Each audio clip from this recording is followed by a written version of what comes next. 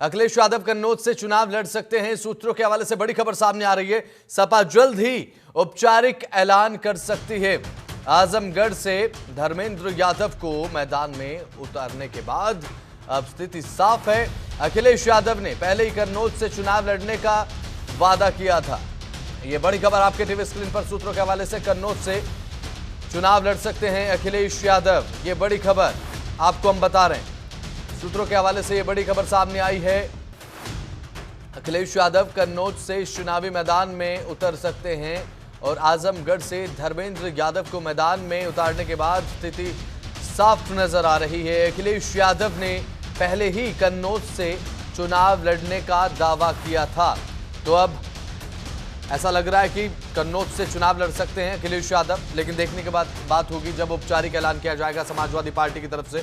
अभी फिलहाल सभी पार्टियां अपनी रणनीति को धार देने में लगी हुई हैं और यही हाल अभी समाजवादी पार्टी का है। अपनी रणनीतिक तैयारियों को पूरे तरीके से धार देते हुए समाजवादी पार्टी, और बताया जा रहा है कि अखिलेश यादव कन्नौज से चुनाव लड़ सकते हैं। ये बड़ी खबर सामने आई है। सूत्रों के हवाले से आपको जानकारी हम दे रहे हैं। अखिलेश यादव ने पहले कन्नौज से चुनाव लड़ने का वादा भी किया था, तो हो सकता है कि कन्नौज से चुनाव लड़े। सूत्रों के हवाले से जानकारी सामने आई है। अब देखने की बात होगी कि चुनाव अखिलेश यादव कहां से लगते हैं। अब ऐसे में समाजवादी पार्टी का सबसे बड़ा चेहरा अखिलेश यादव है, सुप्रीमो है। अब देखने की बात होगी कि चुनाव आखिर लड़ेंगे कन्नौज से या नहीं। अवनीश हमारे संवाददाता लगातार हमारे साथ तब फोन लाइन पर बने हुए हैं।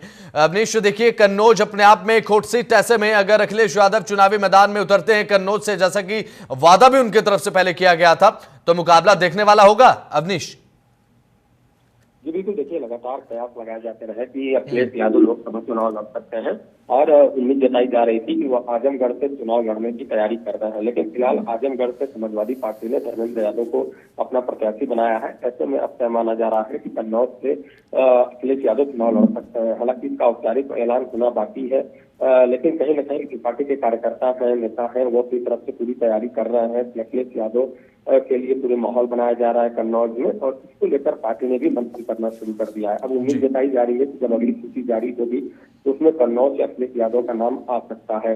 हालांकि इसको लेकर कोई आधिकारिक घोषणा नहीं की गई है, लेकिन साफ तौर से जिस तरीके से पार्टी सूत्रों के हवाले से खबर निकलकर सामने आ रही है कि अब कन्नौज से अखिलेश यादव अपना दांव आजमाएंगे, क्योंकि आजमगढ़ से लगातार चर्चा बनी रही कि आजमगढ़ में अखिलेश यादव फिर से चुनाव लड़ सकते हैं। वहां पे अगर कहा जाए तो समाजवादी पार्टी कहीं न कहीं मजबूती के साथ निकलकर सामने आई और आजमगढ़ में कुछ जमाली को पार्टी ज्वाइन करवाया गया, तो उनको विधान परिषद भेजा गया। तो ऐसा माना जा रहा था कि पूरी तरह जो सियासी समीकरण है उसको चुस्त दुरुस्त और पक्का करने का काम हो रहा है, क्योंकि एक तरीके से कहा जाए तो गुड्डू जमाली पसमानदा चेहरा है। ऐसा जो आजमगढ़ की समीकरण में कहीं न कहीं वो सबसे बड़ी भूमिका में नजर आते हैं और यही वजह मानी जा रही थी कि अखिलेश यादव वहां से चुनाव लड़ सकते हैं। लेकिन फिलहाल धर्मेंद्र यादव को वहां से प्रत्याशी बनाया गया है और एक बड़ा मैसेज दिया गया है, क्योंकि इस चुनाव में भी धर्मेंद्र यादव ने वहां से चुनाव लड़े थे जिनको हार का सामना करना पड़ा था। ऐसे में अब उम्मीद जताई जा रही है कि कन्नौज से अखिलेश यादव अपना भाग्य आजमा सकते हैं, वहां से प्रत्याशी के रूप में उतर सकते हैं और कहीं न कहीं इंडिया गठबंधन। बिल्कुल अवनीश, समाजवादी पार्टी के प्रमुख होने के नाते नेतृत्व करते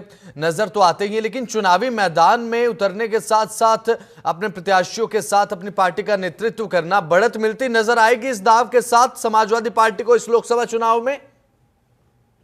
जी बिल्कुल, देखिए साफ तौर पर समाजवादी पार्टी और इंडिया गठबंधन ने यह दावा किया कि पीडीए के साथ वो आगे बढ़ रहे हैं। लगातार देखा गया कि अखिलेश यादव पीडीए का नारा देते रहते हैं। लोग जब भी प्रत्याशियों की सूची जारी करते हैं उसमें भी पीडीए का जिक्र होता है। तो ऐसे में कहीं न कहीं एक तरीके से कहा जाए तो पीडीए का जो समीकरण है उसको लेकर साधने की पूरी कोशिश की जा रही है लोकसभा के चुनाव में। और भारतीय जनता पार्टी के तमाम जो मुद्दे हैं उन मुद्दों पर लगातार अखिलेश यादव सवाल उठाते हैं। अखिलेश यादव ये दावा करते हुए नजर आ रहा है कि वो ज्यादा से ज्यादा सीटों पर जीत हासिल कर रहे हैं, क्योंकि जो पीडीए का समीकरण है वो काफी बेहतर साबित हो रहा है। ऐसे में अब देखना होगा कि जब लोकसभा चुनाव के नतीजे आएंगे तब इसका समीकरण किस ओर फिट बैठता है। लेकिन कहीं न कहीं एक तरीके से कहा जाए एनडीए पूरी तरह आश्वस्त है और उनका नारा है कि 80 लोकसभा सीटें जीतनी है। ऐसे में उत्तर प्रदेश में 80 सीटें हैं तो 80 में से 80 जीतने का दावा किया जा रहा है।